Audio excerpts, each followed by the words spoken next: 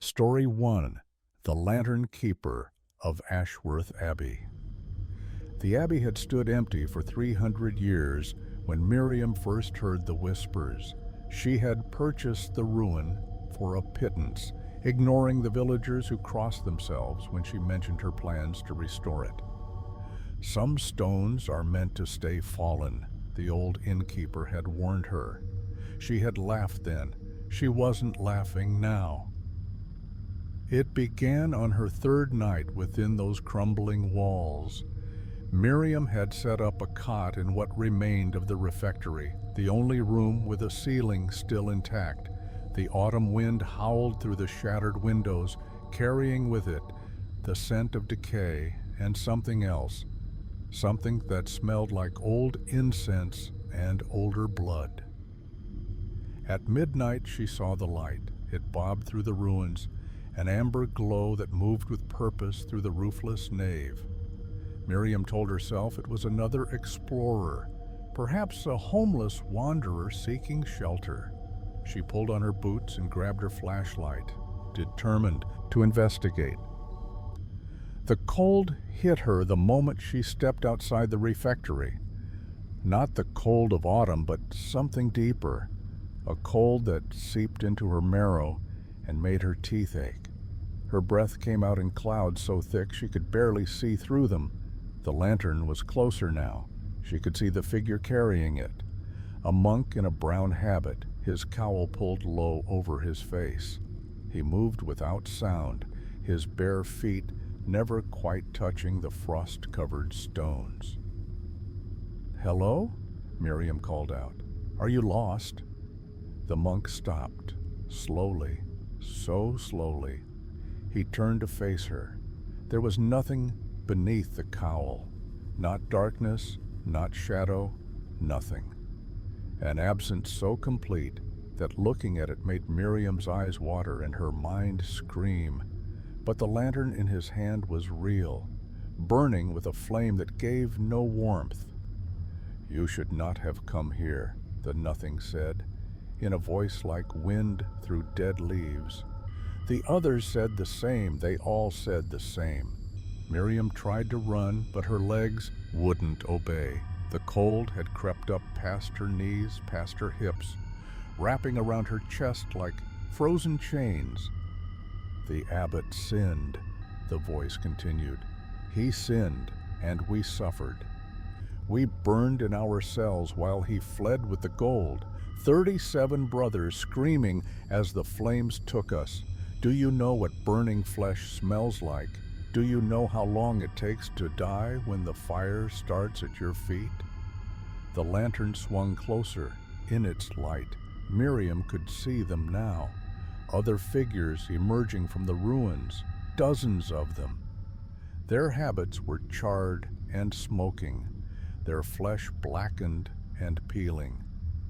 Some had no faces left at all, just grinning skulls wreathed in eternal flame.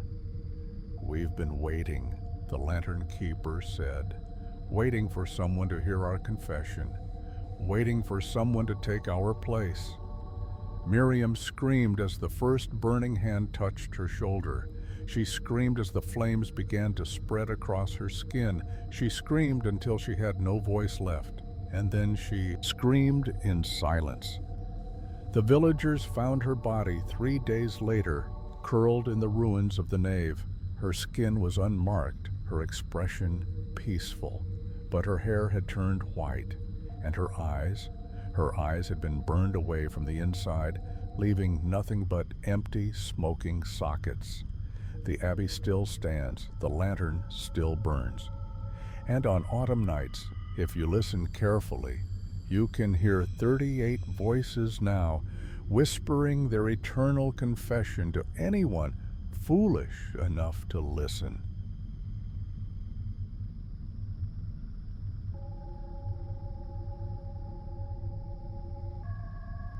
Story 2.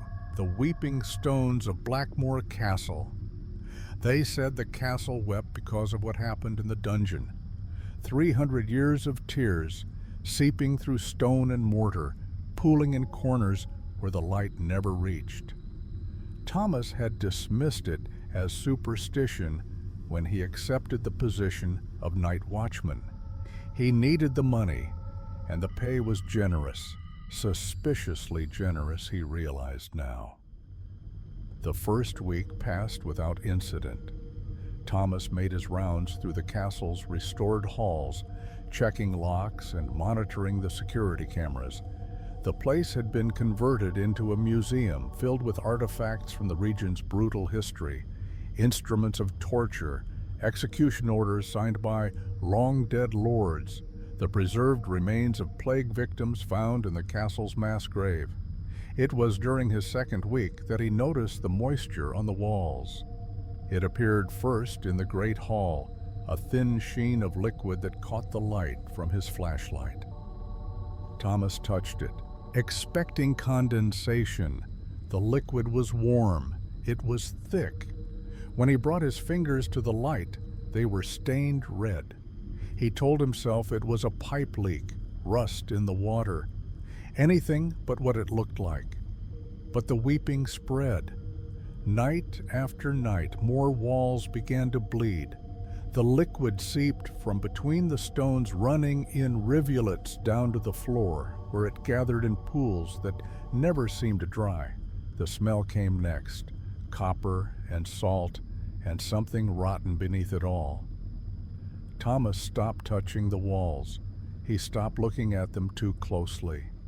He did his rounds with his eyes fixed straight ahead, telling himself that what he couldn't see couldn't hurt him. He was wrong. On the night of the autumn equinox, the castle's weeping became a flood. Thomas was in the dungeon. He had to check the dungeon. It was on his route when the first drops fell from the ceiling. They landed on his uniform, warm and wet, spreading in dark stains across the fabric. Then the voices started. They came from everywhere and nowhere, a chorus of agony that rose from the stones themselves. Hundreds of voices, maybe thousands, screaming in languages Thomas didn't recognize. He clamped his hands over his ears, but the sound was inside his head now, clawing at the inside of his skull. "We remember," the voices wailed. "We remember every cut, every burn, every bone broken on the wheel. We remember the hunger and the darkness and the rats that ate our fingers while we still lived. We remember, and we will never let you forget." The pools of blood began to rise. They crept up his boots, his legs, his waist. Thomas tried to run, but the liquid was thick as tar, holding him in place as it climbed higher. He could feel hands in it now, skeletal fingers grasping at his clothes, pulling him down. The last thing Thomas saw before the blood closed over his head was a face forming in the wall before him. A woman's face, her features twisted in eternal anguish, her mouth open in a scream that had lasted 300 years. They found Thomas the next morning, drowned in a dungeon that was completely dry. The coroner ruled it impossible. His lungs were filled with blood, but there was no source, no wound, no explanation.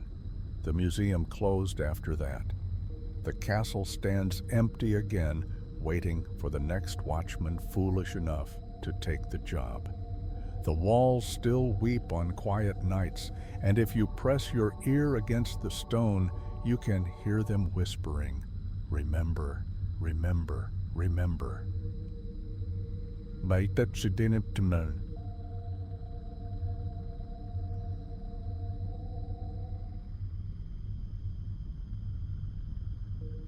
Story 3.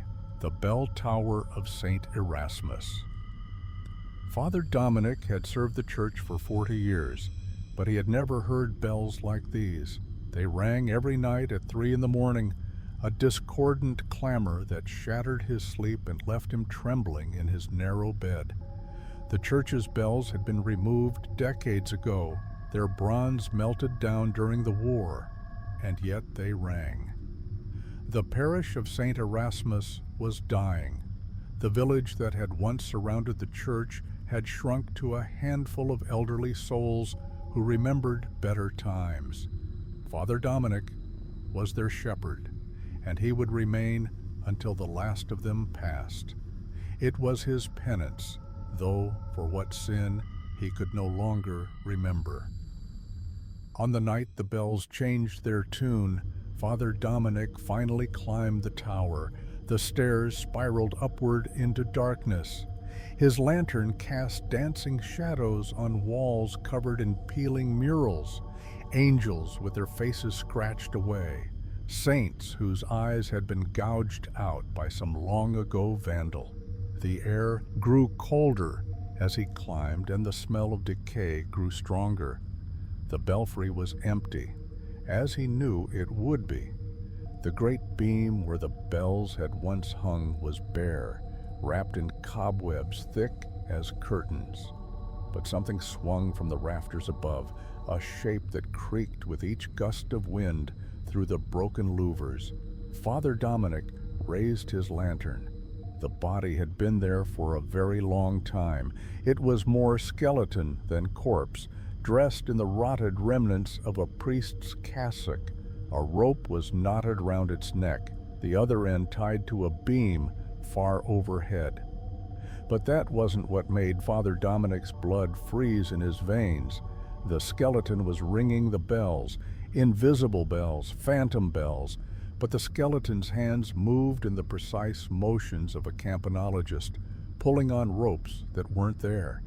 And with each pull, the bells rang out across the village, their voices screaming grief and guilt and endless, endless despair. "Father Marcus," Dominic whispered, recognizing the skeleton's vestments, the priest who had served here before him, the priest who had vanished without a trace 50 years ago. The skeleton's skull turned to face him. Its jaw dropped open, and a voice emerged, not from its throat, for it had no throat, but from the air itself, from the walls, from the bells that did not exist. "They trusted me," Father Marcus said. "They trusted me with their children, and I betrayed them. I betrayed them all. Do you know what I did, Father? Do you want me to show you?" The images flooded Dominic's mind without warning. He saw everything, every sin, every violation, every innocent soul destroyed by the monster who had worn a priest's collar. He saw the parents who had never known, the children who had never told, the silence that had protected a predator for decades. "I hung myself to escape judgment," the skeleton continued. "But there is no escape. The bells call me back every night to confess, to ring out my sins until someone finally hears, until someone finally believes." Father Dominic fell to his knees, tears streaming down his face. "What do you want from me?" The skeleton's empty eyes seemed to bore into his soul. "Justice. Find the ones I hurt. Tell them they weren't alone. Tell them it wasn't their fault. And then—" The skull tilted, almost curious. "And then join me. For you have sins of your own, Father. Sins you've buried deep. The bells know. The bells always know." Father Dominic fled the tower. He reported what he'd found to the authorities, identified the victims through parish records, and spent his remaining years seeking forgiveness for his own hidden crimes.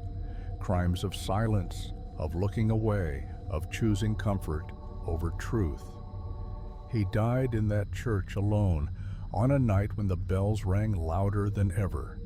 They say if you climb the tower now, you'll find two skeletons swinging from the rafters, their hands forever pulling at invisible ropes, their voices joined in an eternal confession that no one but God will ever hear.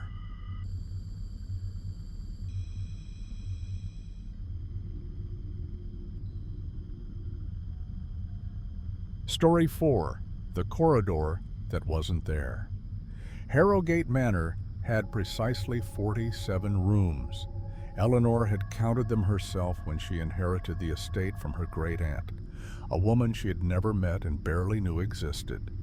The solicitor had been eager to be rid of the property, practically throwing the keys at her before hurrying away with mumbled warnings she hadn't quite caught. 47 rooms, she was certain of it. So why did her nightly wanderings always lead her to a 48th? It appeared first as a shadow at the end of the east wing corridor, a darker patch of darkness that shouldn't have been there. Eleanor told herself it was a trick of the light, a product of the manor's antiquated electrical system. But the shadow returned night after night, growing larger, more defined, until she could no longer pretend it wasn't there. On the night of the first frost, Eleanor finally approached it. The shadow resolved itself into a doorway. Not a door, a doorway, an opening in the wall that led into a corridor she had never seen. The corridor stretched into darkness, lit by candles that burned with a sickly green flame. The walls were papered in a pattern of roses, but the roses were wilted, rotting, their petals falling endlessly to a floor covered in what looked like ash. Eleanor should have turned back. Every instinct screamed at her to run. But something was calling to her from the end of that corridor, a voice she almost recognized, speaking words she almost understood. She stepped aside. The temperature dropped so sharply that her breath crystallized in the air. The candles flickered as she passed, and she could have sworn she saw faces in their flames, contorted, screaming faces that watched her with desperate hunger. The ash beneath her feet crunched with each step, and she tried not to think about what it might once have been. The corridor went on forever, or perhaps it only felt that way. Time moved strangely in this place. She could feel it, stretching and contracting around her, years passing in seconds, seconds lasting years. By the time she reached the door at the end, Eleanor had forgotten why she'd come. She pushed it open anyway. The room beyond was a nursery, a beautiful nursery, painted in soft pastels, filled with toys and books, and a cradle carved from white wood. A woman sat in a rocking chair by the window, her back to Eleanor, singing a lullaby in a voice like breaking glass. "Hello?" Eleanor whispered. The singing stopped. The rocking stopped. The silence that followed was absolute, a void that swallowed sound and light and hope. "You came," the woman said without turning. "They always come eventually. The house makes sure of it." "Who are you?" "I was the first to walk this corridor, the first to open this door." The woman stood, still facing away. "I came here to find my child. She died in childbirth," they said, "but I heard her crying in the walls. I heard her calling for me. So I found the corridor, and I found this room, and I found—" She turned. Eleanor screamed. The woman's face was a ruin. Her eyes had been gouged out, her lips sewn shut with black thread. Her hands were stumps, fingerless, scarred. But worst of all was the bundle she cradled against her chest. A bundle that moved, that squirmed, that made sounds no human child had ever made. "I found my baby," the woman said through her sewn lips, the words somehow escaping despite the thread. "And now she needs a new mother. She's so hungry, you see, so very, very hungry." The bundle opened its eyes, dozens of eyes, red and wet and hungry, all fixed on Eleanor with ancient intelligence. Eleanor ran. She ran back down the corridor, past the screaming candles, through the shadow doorway, and didn't stop until she was outside the manor, standing in the frost-covered garden, gasping for breath. She never went back inside. She couldn't sell the manor. No one would buy it. So she simply left, abandoning everything. She owned to the darkness within those walls. The manor still stands, 47 rooms, the records say. But late at night, if you count the windows from outside, you'll find 48. And in that 48th window, a shape moves back and forth, rocking a bundle that cries with a voice like breaking worlds.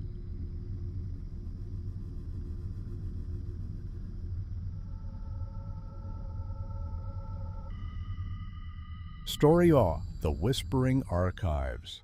The archives beneath the old university had been sealed for a century.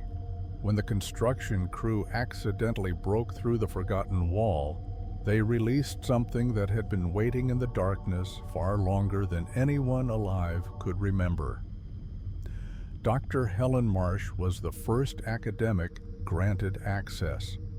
A historian specializing in medieval manuscripts, she had spent her career searching for lost texts. The archives promised treasures beyond imagining, documents thought destroyed, books believed to be myth. She descended into that darkness with nothing but a flashlight and a notebook, eager to make the discovery that would define her legacy. The stairs went down much farther than the blueprints suggested. Helen counted 300 steps before she lost track, the numbers slipping from her mind like water through fingers. The air grew thick and humid, carrying the smell of old paper and something else, something organic, something alive. The archive chamber was vast beyond reason. Shelves stretched in every direction, reaching up into darkness that her flashlight couldn't penetrate. The books were everywhere, thousands of them, millions perhaps, their spines cracked and peeling, their pages yellow with age. Helen approached the nearest shelf and pulled down a volume at random. The leather binding was warm to the touch, almost feverish. The pages inside were blank. She tried another book, blank, another blank. Frustrated, she called out, "Is anyone here?" The whispers began immediately. They came from the books themselves, from between the pages, from the very ink that should have formed words, but instead formed something else entirely. At first, Helen couldn't make out what they were saying. The whispers overlapped, contradicted, harmonized in patterns that made her head pound. Then she began to understand. They were names, thousands upon thousands of names, spoken in voices that ranged from screams to sighs. Names of the dead. Names of the forgotten, names of everyone who had ever descended into these archives and never returned. "You came to find knowledge," the whispers said, now speaking in unison. "And knowledge you shall have, all the knowledge there ever was, all the secrets ever kept, every truth humanity has hidden from itself since the dawn of time." The books began to open on their own, their blank pages filled with text, cramped, frantic handwriting that scrolled across the paper as Helen watched. She saw equations that explained the true nature of reality. She saw histories of civilizations that never existed and somehow still fell. She saw prophecies of horrors yet to come, described in such loving detail that she could see them happening behind her eyes. "Stop," Helen begged, pressing her hands to her temples. "Please stop." "You can never stop," the archives whispered. "You wanted to know. Now you will know everything. Every secret, every sin, every scream ever silenced. You will know until knowing becomes all that you are. Until you become part of the collection." Helen tried to run, but the shelves moved around her, rearranging themselves into an endless maze. Every path led deeper into the archives. Every turn revealed more books, more whispers, more terrible knowledge forcing itself into her mind. She learned things no human should know. She learned the true reason children fear the dark. She learned what really waits after death. She learned the secret name of God and the older name of what came before. When they finally found Helen 3 days later, she was sitting in the center of the archive chamber, surrounded by books she had filled with her own handwriting. Her eyes had turned white, her hair had fallen out, and her lips moved constantly, whispering secrets in a language no one recognized. She's still in the university, they say, in a special room with padded walls, writing endlessly in books that are burned every morning, but always reappear by night. And if you listen carefully through the door, you can hear her whispering your name, followed by the date and manner of your death.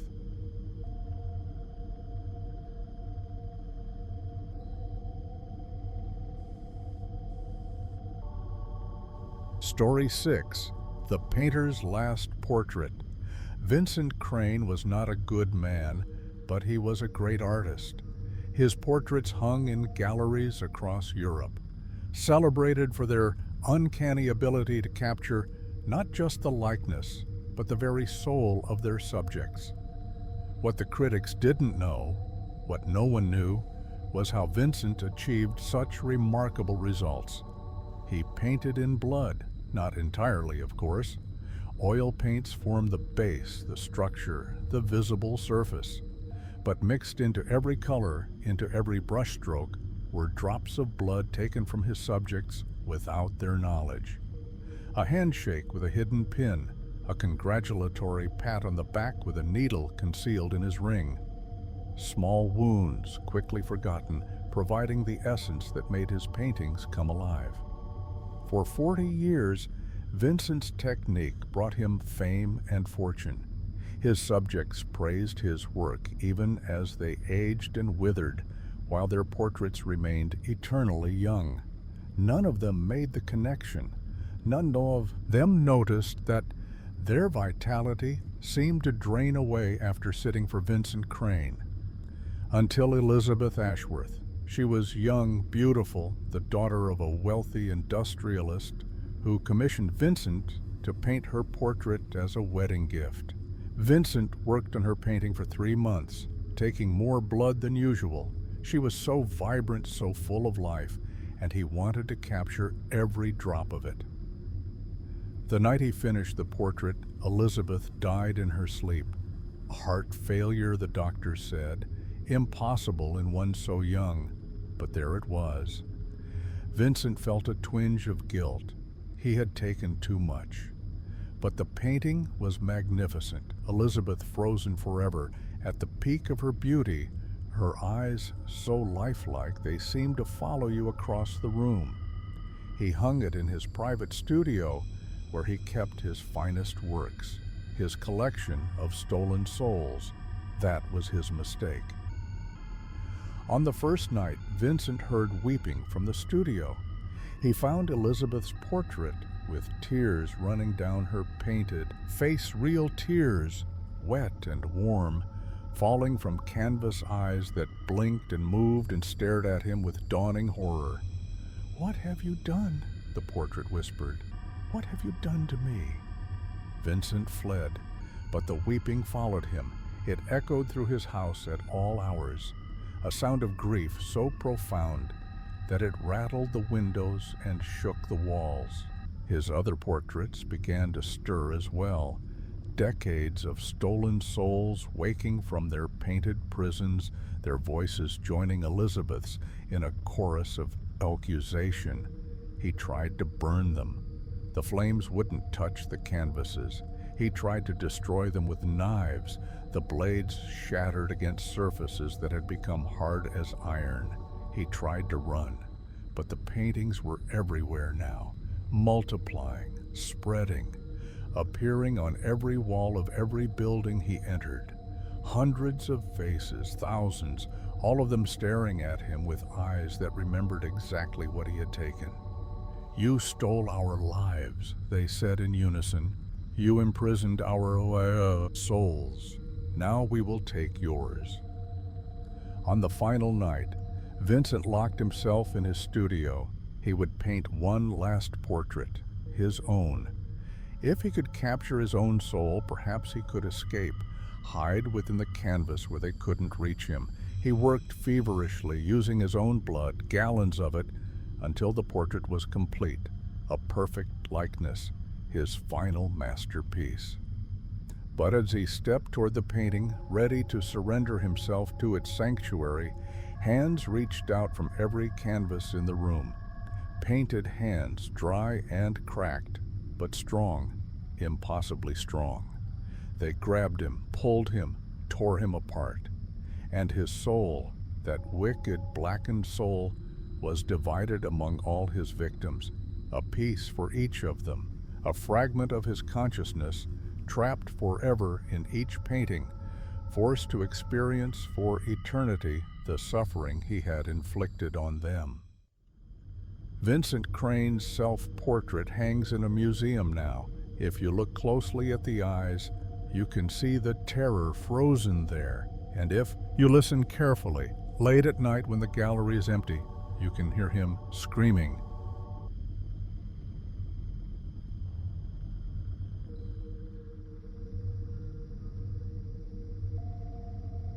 Story 7. The Well at World's End. The village of Thornwick had died 3 times, once in the plague year, when black boils claimed every man, woman, and child. Once in the Great Fire, when flames consumed every structure in a single night, and once in the war, when soldiers put the entire population to the sword, for reasons long since forgotten. Yet Thornwick always returned. The same stone cottages, the same cobbled streets, the same ancient church with its crooked steeple, and always the same well in the village square, a well so old that no one could say when it had been dug or by whom. Catherine found the village on a hiking trip through the moors. She hadn't meant to discover it. Thornwick appeared on no maps, no guidebooks, no historical records. But there it was, nestled in a valley she'd never seen before, looking exactly like the kind of picturesque English village that tourists pay fortunes to photograph. It was deserted when she arrived. No cars, no people, no sounds but the wind through empty streets. Catherine told herself the residents were simply away, at work perhaps, or on some collective outing. She would rest at the pub, have a drink, and wait for someone to return. The pub was empty. The church was empty. Every cottage she peered into was empty, but lived in. Meals half-eaten on tables, fires still burning in hearths, books open as if their readers had simply vanished mid-sentence. She found herself at the well almost against her will. Her feet carried her to the village square, while her mind screamed warnings she couldn't quite articulate. The well was made of ancient stone, its rim worn smooth by countless hands. Water glinted far below, reflecting a sky that had grown dark with sudden clouds. "Don't look in," a voice said behind her. Catherine spun. An old woman stood at the edge of the square, wrapped in shawls despite the mild weather. Her face was lined with age, her eyes clouded with cataracts, but her voice was strong and clear. "Who are you?" Catherine asked. "Where is everyone?" "Gone," the old woman said. "They looked in the well. They always look in the well. And once you look, you can't look away." "That's ridiculous. It's just a well." "Is it?" The old woman smiled, revealing teeth that were too sharp, too numerous. "Look then. See for yourself. But know this, the well shows you everything you've ever lost, everyone you've ever failed, every chance you didn't take, every word you never said, every love you let slip away. It shows you the life you could have had, and then it offers you the chance to live it. Catherine laughed nervously. And what's the catch? You have to climb down. You have to descend into the dark, into the water, into the place where your all lost things go. And you can never come back. Not really. Part of you stays down there forever, in the collection of the lost. The thing that returns wearing your face, well, it remembers being you, but it isn't you, not anymore. Catherine should have run. Instead, she walked to the well and looked down. She saw her mother, who had died when Catherine was young. She saw her father, who had disappeared into grief and alcohol. She saw the lovers she'd pushed away, the friends she'd abandoned, the versions of herself she'd killed through fear and compromise and cowardice. They were all down there, in the water, waiting for her, reaching up toward her. "Come down," they whispered. "Come home. We've missed you so much. We've been so lonely without you." Catherine climbed onto the rim of the well. The stone was warm beneath her hands, almost welcoming. The water below sparkled with impossible light, and she could see a world down there, a better world, where everyone she'd lost was waiting to embrace her. She jumped. The old woman watched her fall, watched the splash, watched the ripples settle into perfect stillness.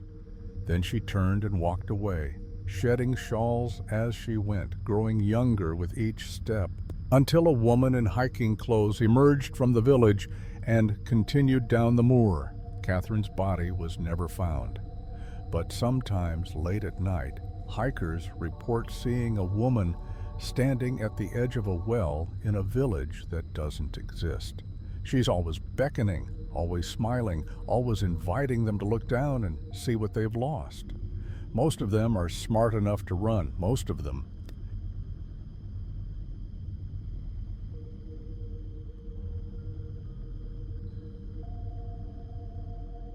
Story 8, The Hour of Teeth. The clock struck 13, and Marcus's nightmares became real. He had inherited the grandfather clock from his great-uncle, a watchmaker who had gone mad in his final years. The old man had spoken of time as a living thing, a hungry thing that consumed moments and memories and souls. His family had dismissed it as dementia, but Marcus had seen the fear in his uncle's eyes. That fear was real, whatever its source. The clock was beautiful in its way. Dark mahogany, brass fittings tarnished with age, a face painted with Roman numerals that seemed to shift when you weren't looking directly at them. It chimed every hour with a sound like bells ringing in a distant cathedral, except at midnight. At midnight, the clock chimed 13 times. The first night it happened, Marcus told himself he'd miscounted. The second night, he sat in front of the clock and counted deliberately, and when the 13th chime rang out, he felt something shift in the world around him.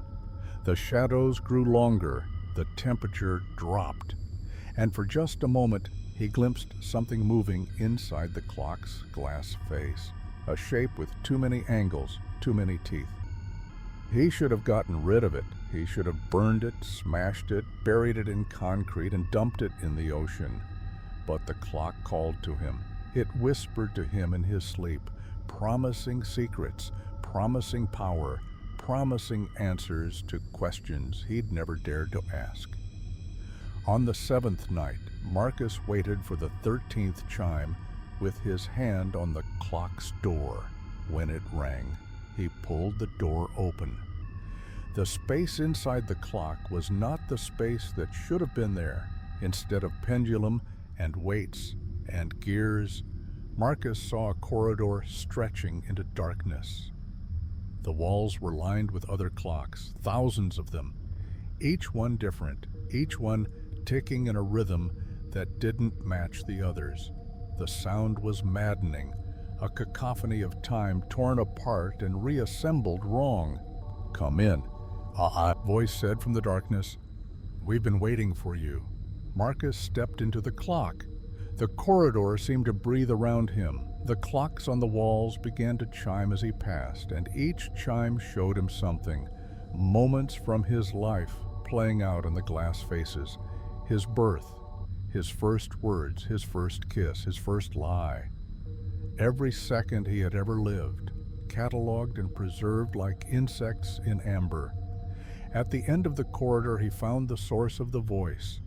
It had once been his great uncle.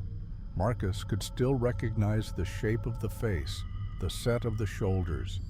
But the thing that stood before him now was more clock than man. Gears turned where organs should have been. Springs coiled through muscles. And its mouth was full of clock hands, dozens of them punning and ticking and slicing the air with every word it spoke. "Time is alive," the thing said in a voice like grinding metal. "It feeds on moments, on minutes, on the precious hours of human existence." Your uncle understood. He tried to stop it. He tried to destroy this clock. But you cannot destroy time. You can only become part of it. "What are you?" Marcus whispered. "I am the hour of teeth," the thing replied. "The moment that devours, the second that never ends. Your uncle refused to serve, so time consumed him instead, made him part of itself, as it will make you." The clocks on the walls began to chime in unison. The sound was deafening, painful, a physical force that drove Marcus to his knees. He felt time itself pressing against him, trying to force its way in through his eyes and ears and mouth. "No," he gasped. "No, I won't." "You have no choice," the hour of teeth said, its clock-hand mouth grinding into something like a smile. "You opened the door. You stepped inside. You belong to time now, and time is hungry." Marcus felt his heartbeat synchronizing with the ticking of the clocks. He felt his thoughts becoming regular, mechanical, predictable. He felt himself becoming clockwork, gear by gear, spring by spring. The corridor began to stretch again, making room for a new clock on its walls. A clock with Marcus's face, his hands, his stolen moments, playing out forever on an endless loop. In the morning, the grandfather clock stood silent in Marcus's empty apartment. The police found no sign of struggle, no evidence of foul play, just an old clock that wouldn't tick, no matter what they tried. They donated it to an antique shop. It sold within the week.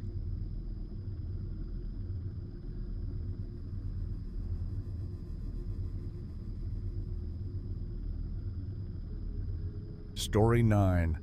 The Congregation of the Drowned. The church rose from the lake on nights when the moon was full. Father Sullivan had heard the stories his entire life. His grandmother had spoken of the old church, the one that had stood on the shore before the dam was built and the valley flooded. "They didn't move the graves," she'd whispered, crossing herself. "All those souls, still down there in the dark, still waiting for Sunday Mass." He dismissed it as folklore, a cautionary tale about disrespecting the dead, the kind of story rural communities told to keep their children away from dangerous water. Then he saw it for himself. He'd been walking along the lake shore, wrestling with a crisis of faith that had plagued him for months. The moon was full and bright, casting silver light across the water. And there, in the center of the lake, something was rising. Stone walls, green with algae, water cascading from arched windows, a steeple topped with a cross that somehow still glinted, gold despite decades beneath the waves, a church rising slowly, impossibly, from the depths. Father Sullivan should have run, should have called for help, should have done anything but what he actually did, which was wade into the cold water and begin swimming toward the impossible structure. The water was freezing, but he barely felt it. Something was calling him.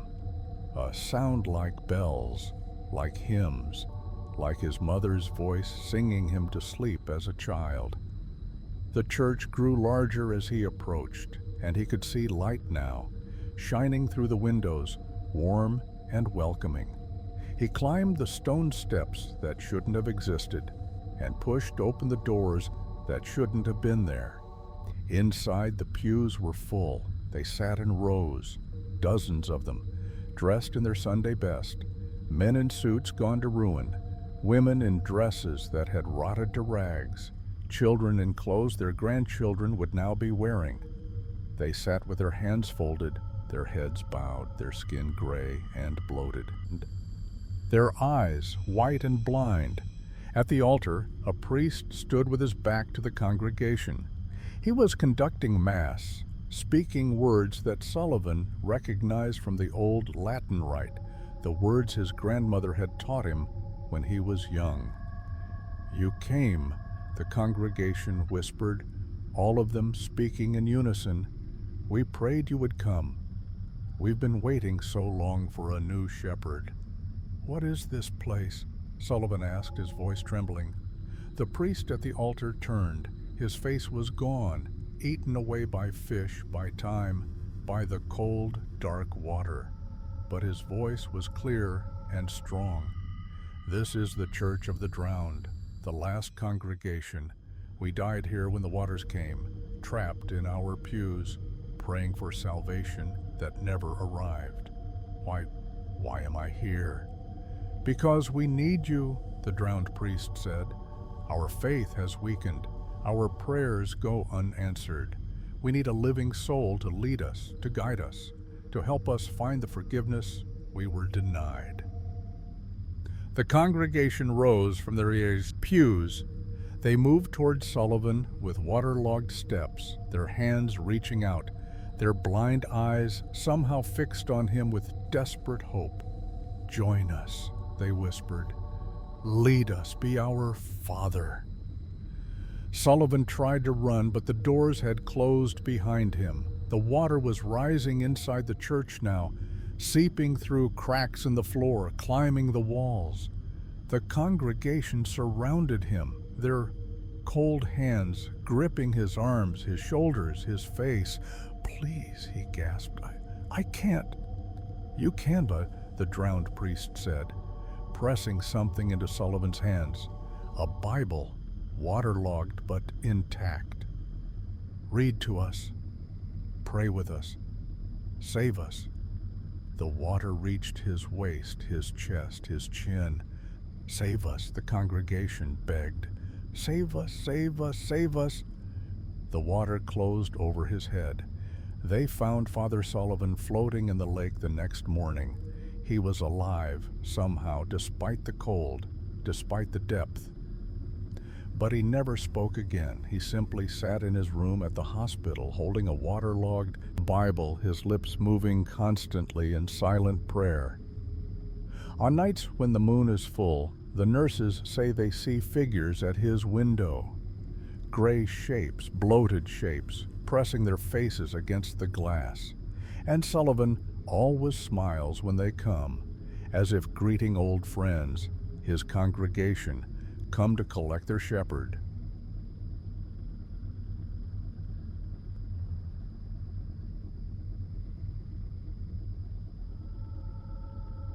Story 10.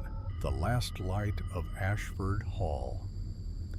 The lantern in the window had burned for 200 years.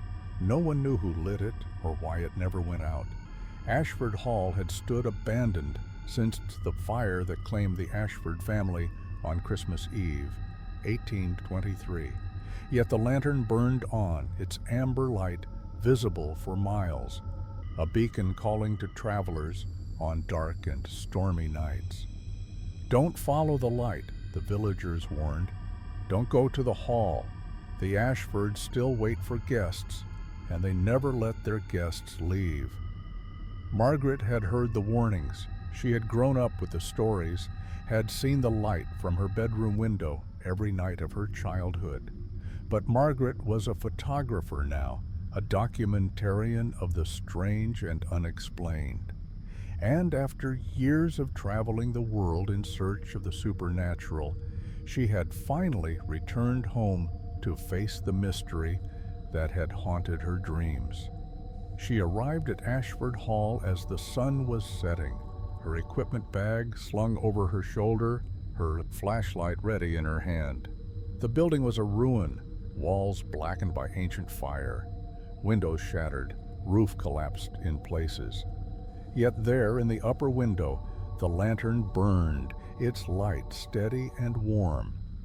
The front door opened at her touch.